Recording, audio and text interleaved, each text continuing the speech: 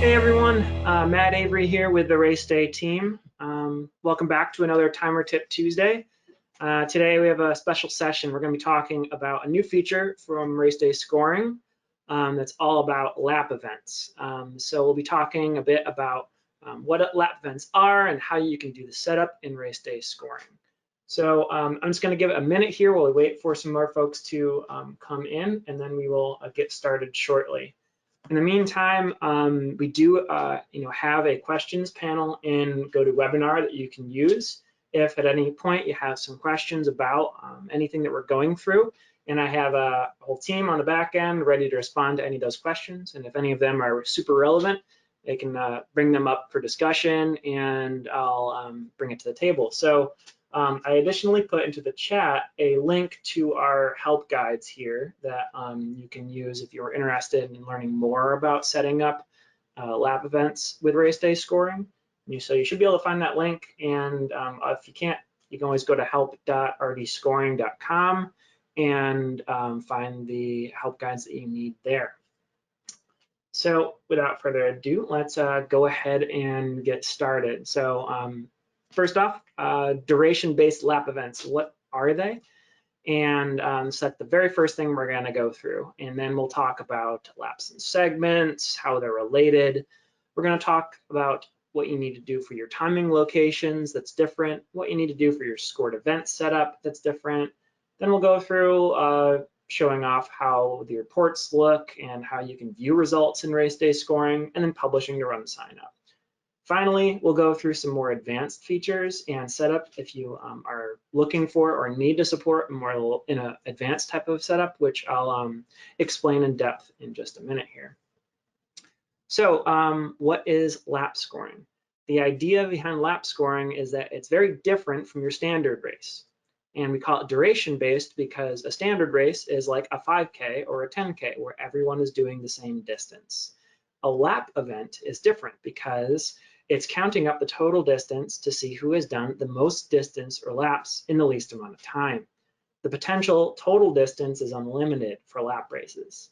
So unlike a standard race where participants are ranked based on who does a set distance in the fastest time, lap scoring says, flip that on its head, I want to see who can do the most amount of distance over some lap.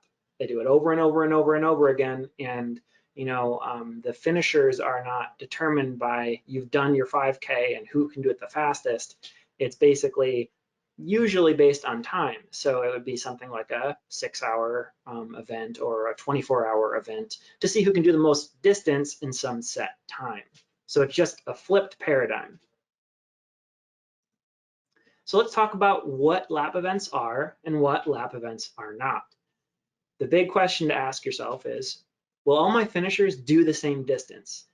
At the end of the day, when everybody has completed, will all the people who I say are finishers have done the same distance? In a 5K, that would be the case. Everybody who's a finisher, you've done 5 kilometers.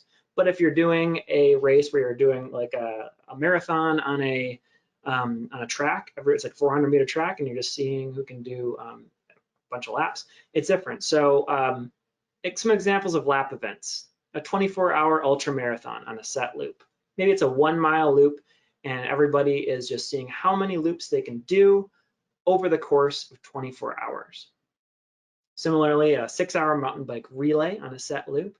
So you may have team members all on the same team, but they're doing a 1-mile loop, and they're doing it over and over until they hit 6 hours, and then they're done. A cyclocross or criterium cycling race, those are closed circuit races where you're doing a bunch of different laps, and they're done in a time-based setting. A 12-hour team relay on a set loop, things like this. So you'll notice it's more duration-based than distance-based. Finishers are not expected to complete a set distance in these. So let's talk about what lap events are not. So lap events are not ultra marathons that would have everybody run a 50K, because that's a set distance. We know ahead of time everybody intends to do 50 kilometers. In a 24-hour ultra marathon, that's different because we don't know what everyone's going to do in terms of distance. So the 50K is a standard race that just happens to go over a set loop. So you would use standard multi-segment type of scoring setup in race day scoring for a 50K. A 150-mile mountain bike race. It does 3 laps of a 50-mile course. So again, this is a standard race. We know everyone's going to do 150 miles, and there happens to be laps within it, but it's not unlimited like a lap event is. A triathlon with multiple segments. There's segments in there. There's different parts of the entire event, but everyone's doing the same total distance at the end of the day. A 10K run that does 2 laps of a 5K course. This is what a lot of people think of when they think of a lap race, but it's not in our system a lap race. It's just a standard race that happens to have 2 laps within it. So again, it's a 10K run. That means everyone should do a 10K. If you don't do a 10K, you're not a finisher. So that's how you can determine whether or not you're really scoring a lap race or a standard race. So finishers are expected to complete a set distance in a standard race. So just keep that in mind as you're figuring out whether or not you need to know what you're doing and need to learn all of this setup. It's a pretty specific setup that's not too popular, but many timers have to time at least one in a season. So again, it's all about duration, 24-hour ultramarathon or a 6-hour mountain bike race.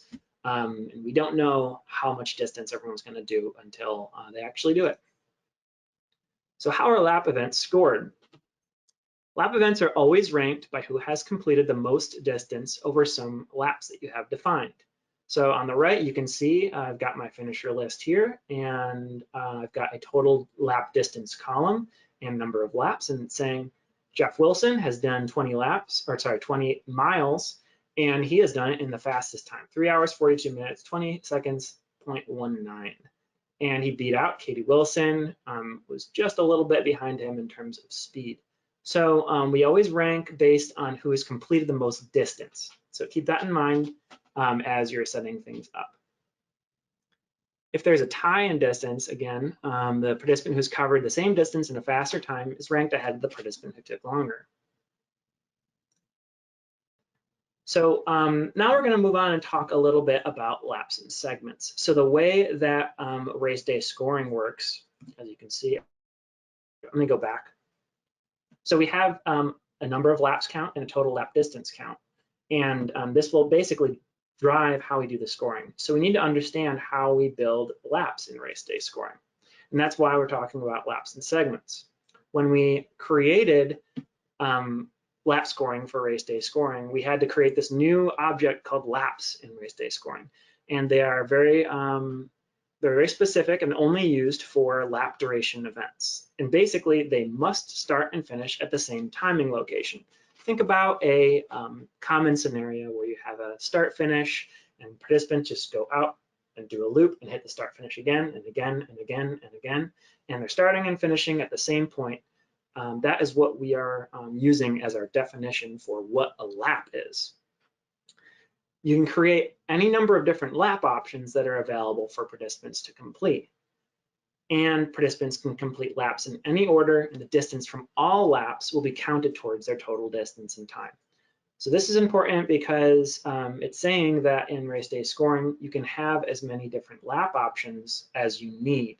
So there's sometimes situations where you have a bunch of different lap options. You've got a short lap, a long lap, you've got a few different things that participants can do, and we add up the total distance covered across all of the lap options that a participant has done in order to generate their total distance. So what we did was we basically use segments for our system of laps. So segments in race day scoring, they are basically tying together a timing location to another timing location. And it says, give me the time from when you go from here to there. So we're very familiar with this. If you've done triathlons, you've got a transition, let's say. You're going from point A to point B, transition in to exit. And the time between those 2 points is our segment. So with laps, we say that you need to have, or by default what happens is that we create for you a segment that starts and finishes at the same location. So all laps consist of at least one segment. That's what we do when we build a default lap. We say we're going to give you a lap and it starts at the same start and finish location. Now, if you need to, you can create more complicated laps by tying together multiple segments, as long as the entire lap starts and finishes at the same location. So this is where things start to get more complicated, and a lot of events don't need this, but it's important to understand how the system works in case you ever need to support something like this. So again, the way it works is laps are always consisting of segments. Most of the time, a single segment or a single lap is just a single segment, just a one-to-one. But we can create more complicated ones that are tied together of multiple segments together. So I'll show you what I mean in a few graphics here, because I think it's easier to explain in pictures. So here's our very typical scenario. This is a very standard race, and what you would get if you just use the default settings in race day scoring. I say I've got a 12-hour run that I'm setting up, and I know there's a 2-mile course that they're running on. That's it. So I've set up my scored events to say it's going to be a 2-mile lap. We'll talk about how to do that later, and it will automatically create for me a something that looks like this. Basically, the participants will start and finish on a single location indicated in green here. And as they go across the course and come back around, that's a 2-mile segment they completed, which creates for them a 2-mile lap. And then as they do more of these laps, it adds up over time, and the total distance when they do 2 laps is 4, 3 laps is 6, so on and so forth. And we add up all the laps they complete to get their total lap and total distance counts. Now, if you wanted to or needed to, you could create more complicated laps, which is what I'll show next. So in this example, I have a 7-mile lap. And in this example, I needed to make sure that all the runners hit a checkpoint. So I have another green dot, that checkpoint location in the top right here. So this is saying they still start and finish at the same location in all. But between the start and finish read, they have to go and hit a checkpoint location. So in order to do that, I need 2 green dots, 2 locations, start, finish, and checkpoint, and 2 segments. My 3-mile segment from start, finish to checkpoint, and a 4-mile segment from checkpoint to start, finish. Now, let's say I have a course that, it's 3 miles to the checkpoint and 4 miles back. 7 miles total is my lap, and I have those 4-mile segment and a 3-mile segment that it consists of. So this is basically a more complicated example of a lap definition. And if you were using a short and long lap example, the total course might look something like this. Participants start and finish at the same location, and they have an option to do a 2-mile basic lap where they're hitting the same location over and over. But if they hit a checkpoint, the system knows that that's a 7-mile lap. So again, the idea is that participants can either complete the short or the long lap, and the way to tell that is that the lap to tell if they've done the long lap is to see if they have a read at the checkpoint location. So basically, you need to set up 4- and 3-mile segments to build your 7-mile lap here. So we'll go into detail on how all that is set up and everything later, but it's really important to understand this relationship between segments and laps, how it's all built. Most of the time, if it's a simple race, you never have to worry about segments. Everything is just made for you by default. If you know that you have a more complicated situation going on, you may have to explore things and get into the nitty-gritty of advanced lap options. So just really good to understand this. So let's go through the actual setup of duration-based lap scoring now. There is some pretty good help on this in our help page here. So you can go ahead and go to help.rdscoring.com and just search for laps, or you can follow this link. I put it in the chat as well. So let's just go ahead and get started. First thing you need to do to set up a duration-based lap scoring is to add a lap location or add an existing location to be used for duration-based lap events. This is a very important step. It's not possible to set up a scored event for lap scoring unless at least one timing location is set up to collect laps. So on our timing location settings, you'll see on the right here, we have this new setting to say that this is a duration-based lap event timing location. And you have to be careful here because this means that it's only going to be used for lap or duration-based scoring.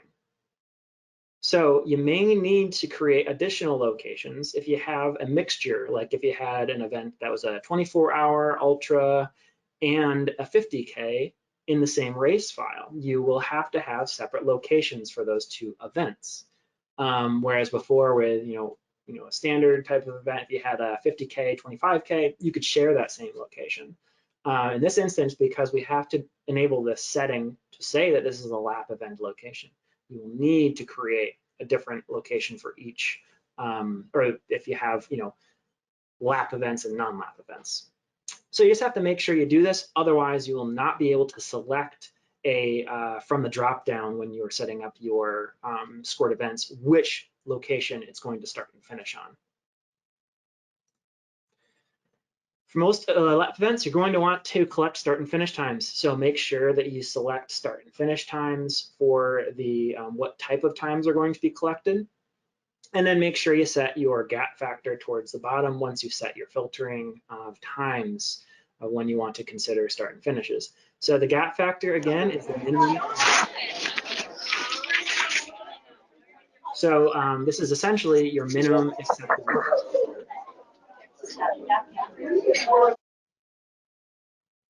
Sorry, Roger was unmuted there for a minute. So make sure you set this to be essentially the minimum time you would expect to see for a lap. Now that you have your timing location set up, let's move on to setting up scored events. So there's a variety of new settings that we have added to the scored events area for duration-based lap events that I'm going to go through now. So when you go into a scored event, you'll see now we actually have changed a few things. When you select this duration-based lap event checkbox right under the scored event name, we add in a bunch of new settings that we are able to change. On the right, you'll see we have this default lap distance. So this is when you check duration-based lap event, it changes from default event distance to default lap distance. So when you save scored events, we create for you a default lap. So for this basic race here, this Lake Wilson Trail race, they can do as many loops as they want in this event, and the lap that they're going to complete is 2 miles. So you can go ahead and just say that it's going to be a 2-mile lap, and it will create for me in the back end that default lap that has a 2-mile segment, starts and finishes in the same location.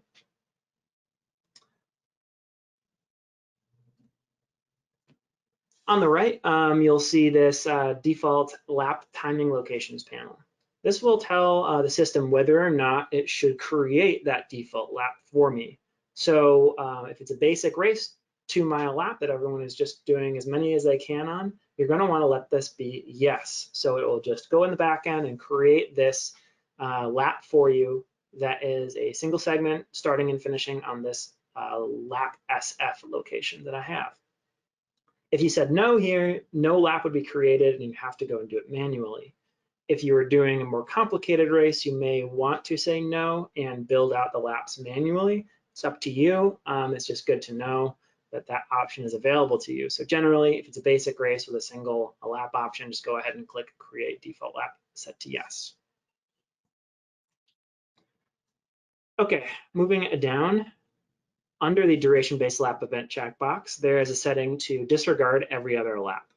So this is a setting that says every other lap, it's all of the even laps essentially, will be disregarded for times. So this could be useful if you have an event where they are doing it's like a trail run where there is a parking lot at the top, it's a rest area. They go down the trail and do a loop in the trail and come back up for the rest area every single time. And you say, okay, well, I know every other lap is their rest period, so I want to disregard that. You would use this and it would subtract out all the time spent in the rest area from their total time. So that's what that does. Maximum duration, got the wrong screenshot here, sorry, but it's the 4 hours that I have set here. This setting will tell the system to ignore all times for participant once their total time is above some time.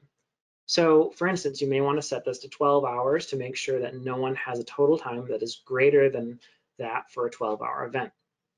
Now you may want to consider some wiggle room if your laps are pretty long by making this longer than the advertised length to allow for participants to complete a final lap or consider using the next setting, the use lap after duration.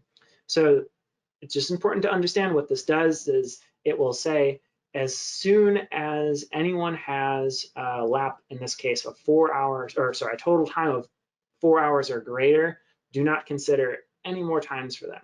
So it's a good way to cut things off in case participants are going over the start-finish area after they've actually completed the race.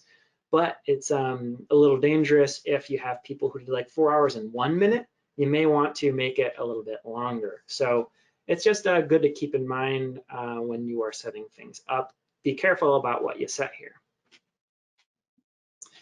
If you use this use last lap after duration, what this does is it says collect one more lap after a participant has reached that maximum duration. So you could set this to be enabled with a maximum duration that's set to 12 hours. Once a participant hits 12 hours, the system will let them do one more lap. So you could make the max duration, if you had 30-minute laps about, 3 hours and 30 minutes, and then say use last lap after duration, and then it will count once people hit 3 hours and 30 minutes, pick the last lap. So it gets pretty complicated when you're trying to sort out which of these features to use. You just have to kind of think about them and what your race wants, because there's a lot of gray area around finishers with lap races. So that brings us to the minimum finisher duration. This is a very important setting. Essentially, it just determines in the system when a participant should be considered a finisher. So with duration-based lap events, it's kind of muddy in terms of when someone should be considered a finisher, right? Because we don't know, maybe they are still on course, or the system thinks they're still on course. So how do we consider them a finisher? You may want to set this to be very low so that as soon as participants complete a single lap, they're considered a finisher. Or you could set it to be sometimes a bit less than your max duration, so participants are considered a finisher only once they've completed, say, 11.5 hours of a 12-hour event. Now, the reason why this is important, it's all around RunSignup result notifications. So if participants are, or if your race has enabled RunSignup result notifications, you want to make sure that you don't trigger those and send them all out the very first time someone hits a lap, because then you're just going to send a single notification when everyone hits the lap the first time and no more ever again, because the way that the result notifications work is it's a one-time thing for finishers. So you have to be careful in deciding when you want to send that notification, if you're sending them at all. So if you're using RunSignup finisher notifications, you may want to make that min finisher duration closer to your max. If you're not and you don't care, it's probably more simple to just set it to 30 minutes or something low, so that everybody's considered a finisher, and because it doesn't really matter for you.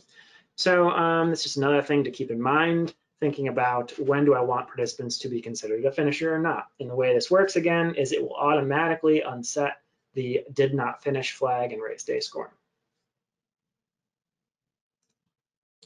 Okay, so now we're going to go on to viewing lap results and publishing results. Again, there's more info on this in our help docs here if you are interested.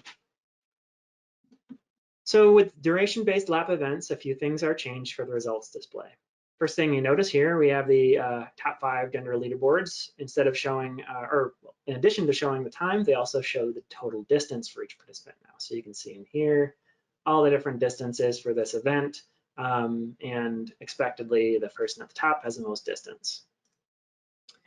If you click a name, like everywhere else in the app, it will go to their participant record, where you can find a new button on their results panel called Lap Details. This will be your way of looking into lap times for someone.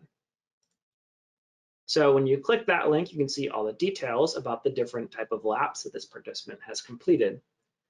And you can see there are short and long laps available for participants to complete towards their total distance. So you see Michael here at the top. He's got a whole bunch of 3.37 mile laps. And then towards the bottom, he's got these short laps. So this race, you can see these segments completed column over here. He's got these long laps and then short laps at the bottom. So this allows them to complete more distance towards the end of the race. It's a very common thing to set this up where you have long laps that are like 30 minutes, and then at the end, you got short laps to see if you can get the most distance for your time. So this is what it looks like. You can start to see the different paces. And so you can check out someone's times here and see maybe someone has suddenly a time for, or a pace for one of the laps that's like twice as fast or twice as slow. Maybe they missed a lap. So this is where you would do your research and troubleshooting on. You can also find this information in the default reports that are generated for you. We were getting some emails about people asking about where to put questions. So again, if you have any questions, a lot of material, really great stuff being presented here today. You click over on your panel and you should see a little questions panel, and you can just enter a question there, and then somebody from our staff will answer the question. Hopefully you can find that. Thanks. Yep, definitely feel free. We got a lot of folks on to answer the questions here. So you can also find this information in the default reports that are generated for you after saving squid events. So just go into the reports and you'll see these new lap summary reports generated for you by default. And in the reports, you'll be able to view the lap details for this person. So, Michael, you can go ahead and click lap details. We will show the total lap distance, the pace, and the total time, and the number of laps, but the details do not show in this summary. So for RunSignup results, it's the same process for standard results publishing through RunSignup. Just add an autosave for RunSignup results onto your lap summary report, and everything will work as normal. With lap races on RunSignup, we will publish up all those columns, the number of laps, the total lap distance, total time, total lap pace. In addition, if you click into a participant, you'll be able to see all the lap breakdown in this lap details column here, the number of laps, total lap distance, but also every single lap and the pace and the distance for each on RunSignup as well. So you'll be able to get all that information. So some new things that we have coming very soon. They're actually in review this week, so we should see them this week, if not next. Lap detail reports. So we'll be able to now, in this next update, give you a way to show a breakdown on the report, or basically a column for every single lap that was completed. You will have to say in the setup that I want to show up to 20 laps or something like that, so that the system will know how many lap columns to add to the report, but it will give you a way to show each and every single lap that has been completed out there if you need that. Additionally, we're going to be adding a way to a column in the reports to allow you to show the fastest lap for a person, the slowest lap for a person, and the average lap time for a person. So that will be a nice handy way to pick out and identify problems if someone has a really, really, really fast lap compared to their average, or a really, really slow lap compared to their average. And it's just a nice piece of data to show in the results in general. So those will be coming soon. And so next, I was actually going to go into a little bit more detail on setting up a more complicated long short lap scenario. So before I move on to that, though, because a lot of folks may want to drop off because we've done the basics here, if there are any questions you have on a basic lap scoring functionality or features, I'm happy to take them now before we move on to more advanced setup.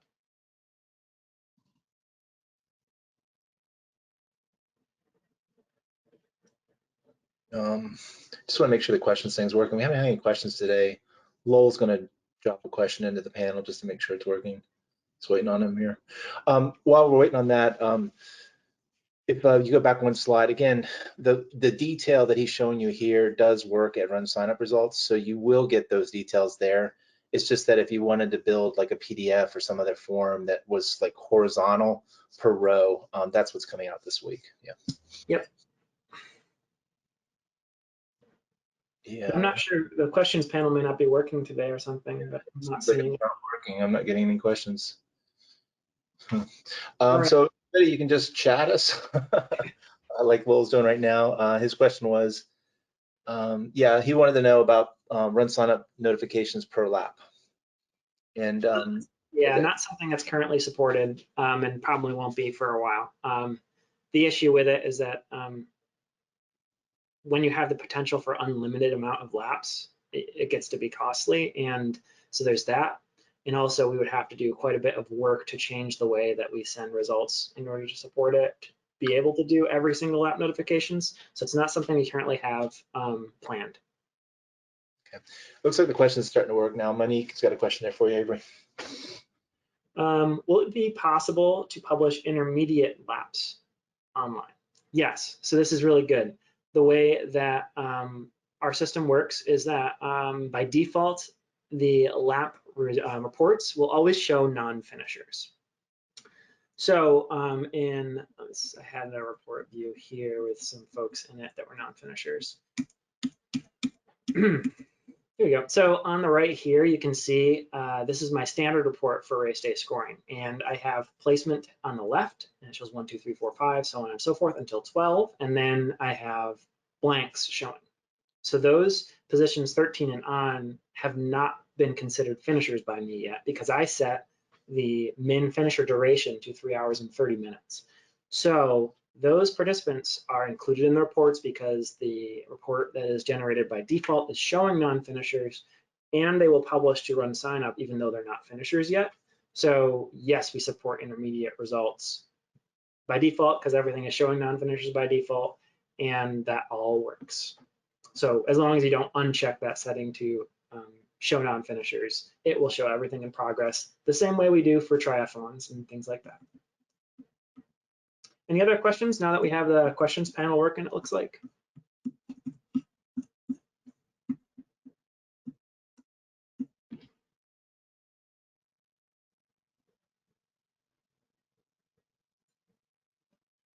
Yeah, Mark was asking about notifications when a racer is actually finished, those resolved. Yep. Yeah, so that's the thing you have to keep in mind about the way that the notifications work is that you as the timer have to determine when someone is a finisher. And so you can do that by using that setting there to say everybody, once you've done X amount of time, is now a finisher, so get notifications. You could just say, make that the same as the max duration and manually go in and just uncheck the DNF flags. Usually these lap events are pretty small, so you could theoretically go in and just change those fields automatically or manually when you know someone has finished and completed the race. That's another option for you. And as soon as that flag is unset, we send those results to RunSignup and put their time into the clock time field, which means that they are considered a finisher for RunSignup notifications. But it's definitely something you have to keep in mind and take under consideration when you're setting this all up. Oh, this is, Mark, really good question. I can't believe I didn't mention this, but what works really well with race day scoring compared to race director with lap scoring is that we don't have a restriction around, like in race director, it was an either or. You would have a single race. It was either a lap race or a standard race. In race day scoring, you can have both. So let me just show an example. This is my little one that I was showing here, and I have a bunch of scored events that are, these are fixed distance. I have a 2 mile, a 4 mile, a 6 mile, an 8 mile, but I also have an unlimited option. And so this is the only one that I have set as a duration-based lap event. The others are a standard set distance event. And it's totally supported with race day scoring. So you don't have to have 2 separate computers and 2 different race files in order to score these in the same race. All you need to do is just, uncheck this box for my standard distance and check that for my lap distance. Now, remember that I do have to have different locations because my lap location, even though it's using the same stream, is a duration-based lap event location, and my non-lap, even though it's using the same stream again, is not selected to be a duration-based lap timing location. And this allows me to have that scored events. My 2 mile one starts and finishes on my non-lap, and my unlimited one finishes on my lap, start and finish on my lap location. Lowell asked a question about changing the scored event settings kind of after the fact, and whether or not the reads automatically get recalculated and those DNF flags automatically lift. And I believe if you save the scored event, that will happen, but it's definitely something you might want to try out. But yeah, it should recalculate automatically for you, Lowell. Yep. Monique is asking about, will the participants have to be different for each event? If not, that someone doing the unlimited race can also participate in the fixed distance at the same time. I don't think there would be a restriction there in the system. You could allow participants to do both if you had set up registration that way.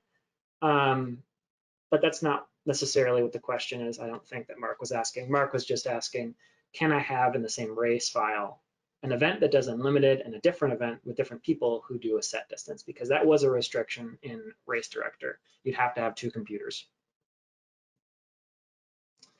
Mark's asking, can you have notifications on for some and not for others?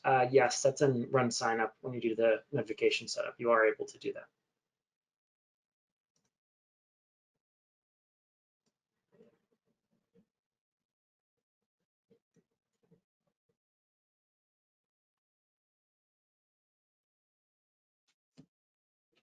All right, so it looks like gotten through a good amount of questions here. So I'm going to go ahead and move on. Again, we're going to talk a little more about the advanced laps and setups now, lap setups now. So for most duration-based lap events, using the setting to create a default lap is all you need to do again. So this is very standard stuff if you are doing a, in that last example, unlimited loops on a 2-mile course, you would say, yes, create a default lap. The system will create for you a segment and a lap that start and finish on the same location based on which locations you have set up here. If you select no on this create default lap, you'll have to do it manually. So you may want to do that again if you have a more complicated example like I had set out before. So let's say you had an event like I showed that had a short loop and a long loop where the long loop used a checkpoint. This is kind of what it would look like on the right here. I'm going to go to my segments tab and I'm going to add segments for each of the parts of a lap. So basically I have my short loop, which is from the short loop start point to the short loop endpoint. And then I have a start to checkpoint, which is just short loop timing location to checkpoint timing location, and then a checkpoint back to the start. From the checkpoint back to the short loop location. Would have made more sense maybe if I named short loop start finish. But basically you have to build out all of the different parts of the laps in segments. And then you're going to piece together a lap from these segments here. So remember how laps are structured. They're a collection of segments where the start and finish of the entire lap are at the same location. You can build laps out of segments going to and from a checkpoint, for example. You may also need to create additional timing locations if needed. In this case, I needed to add a checkpoint location, and in order to build out my to and from checkpoint segments that I'm going to use to build my laps. Once I have these segments set up, I can go ahead and click Set Up Laps above here. If I have a event selected that is a duration-based lap event, like a 12-hour mail, I would just go in and click Set Up Laps here. On the left, I can see that I had a default lap that was generated for me that I can't get rid of, just called lap. That is my default lap distance of 0.42 miles. Now, if I wanted to, I could go click Add Lap and create a long lap option. So you'll see that I can have the ability here to add and remove segments to a lap. Right now, there is no segments included in this lap. I'm going to name it long lap, and I can see the total distance is 0. Now, what I'll do is just click Add Segment twice, and you'll see this little segments start to build out. So first, you select the first segment and then the second segment. So in this case, I have a long lap, and then the participants go from they do the start to checkpoint segment, and then they do the checkpoint to start segment.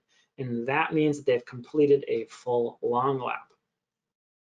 You can add segments again and remove the last segment that was added in order to build these out. So again, just remember, this is what it looks like for this long lap example. The whole thing is my lap. They start and finish in the lower left green dot, complete their first segment of this lap called checkpoint to SF, hit the checkpoint, and then complete the second half of this lap, the SF to checkpoint segment. And then they get their single long lap done. So again, you can see the segments here, start to checkpoint, checkpoint to start, are represented by the arrows themselves. Checkpoint to start finish to checkpoint. So that's kind of all I want to talk about today for the advanced stuff, and looking like we're pretty good on time. So unless there's anything else in terms of questions that you wanted to bring up today, I think we're all wrapped up. So again, any questions can go to raceday@runsignup.com. Otherwise, use get help in the app itself. Send in any questions you have with your race files. We're more than happy to walk you through any questions you have, especially around lap scoring. It's a little complicated. A lot of times folks get confused on the setup. We're more than happy to help you out and get you on the right track. If you have any questions about these settings, we're more than happy to walk you through. Just give us what you're trying to do. I find that a lot of times with lap events, you have to talk to the race director in order to understand what their expectations are. So if you as a timer can understand what these settings do, you can bring to the table the race organizer and say, hey, well, if someone does 4 hours in 1 minute, is that eligible? Or should they be cut off exactly at 4 hours? Or when should I consider people to be a finisher? Should they be a finisher after, like right away or after some set time? They're just things to think about. So when you have your discussions with whoever is putting on the event and presenting the awards, you can have everything you need to make it work the way that your race is expected to. All right, so we have some more questions. Mark is asking again, so in one race you can offer for segment racers and not the one division for the lap option. Yes. Pete is asking for a last person standing type event. We would just use unlimited loops. I guess I'd have to understand exactly what the requirements are for a last person standing. Is it like I've done these on the track before where you do, whenever I've done these on the track, this is years ago, it wasn't like an 8,000 meter run and every lap someone got dropped, but we were all set to like, it was a specific number of runners so that by the end it was only one person, but we were doing a set distance. So it was like 25 laps or however many, I don't remember what Nick has on the track anymore. But we all like, it was a set distance type of thing. So I guess you could do it as unlimited because not everyone is doing the same distance, but there is kind of a set distance that the last person will do. So that's an interesting one. You could probably do it both ways, to be honest. I was thinking he meant for last person standing, basically everybody just stops running at some point because they're tired, and the last person is like the one that can keep going. So it's just basically a no minimum, no maximum lap race. Mark is asking if you had a common point with 3 different loops, say A, B, and C loop, that are each a different distance. Yes, totally supported. In that case, you would just have a single lap location, and then what you would do is come into segments, and you can do, oops, my unlimited loops option, and say I've got lap A, lap B. So, well, the problem with this example, Mark, where if you have a common point with 3 different loops, A, B, and C, the system will not be able to tell the difference between all 3 if they are all starting and finishing at the same location, unless you have a checkpoint for each loop, right? So if you did have a checkpoint for each loop, then you could say, well, I know it's loop C if they hit this reader over there, and I know it's loop B if they hit this other reader over there, and I know it's loop A if they just hit the same location over and over. So that is our short and long loop example where you are, you need to set up laps that consist of they're going from location start finish to checkpoint A and then back to start finish. And then another one would be starting at start finish, going to checkpoint B, and then back to start finish. And then another one that is starting from start finish to checkpoint C and then back. So you'll need to set up all of those segments and then build out your laps based on each of those segments. One thing I want to mention here, I did some reading and looking and reviewing a Ragnar relay races. He kind of mentioned that actually a Ragnar relay race is actually a fixed distance. Everybody has to kind of complete all these loops, but basically they do have to complete the distance. So again, going back to the early slides, really need to make sure we're talking about, you know, purely a non-fixed distance or a fixed distance type of event when we're setting this up. Yeah, so the Ragnar ones are a bit different because they are set distance from my understanding. Yeah. Monique is asking, will it be possible to add a manual distance after the event finishes, like X lap plus Y meters as a result? So we have that as a feature that will be coming shortly, but it's not something that's coming up right away. So we have the other two features that I talked about already done. They're just in review. We do plan on supporting a way to do an adjustment based on distance, but we don't have a timeline quite on that yet. So in standard events, you can say, I want to add an adjustment of 30 minutes to someone. Currently, we don't have a way to do that for distance for these lap events, but that's how we will be supporting it. And you can import and say, like, everybody, you know, that I'm importing is going to get some distance added to their total.